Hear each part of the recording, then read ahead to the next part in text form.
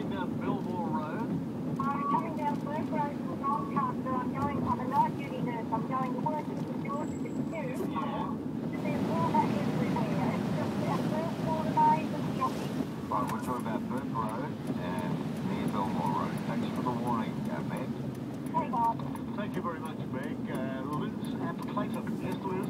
Hi, guys. I just thought you might like to know there's heavy flooding on Carnish Road parallel to the railway line. There's about 5 to 7 cars all stranded and have hit one another because they're like floating in the water. The water's right up to their doors. And that's heading towards Huntingdale Station. So all along from Clayton Road along Carnish Road to Huntingdale, just avoid it. It's just terrible.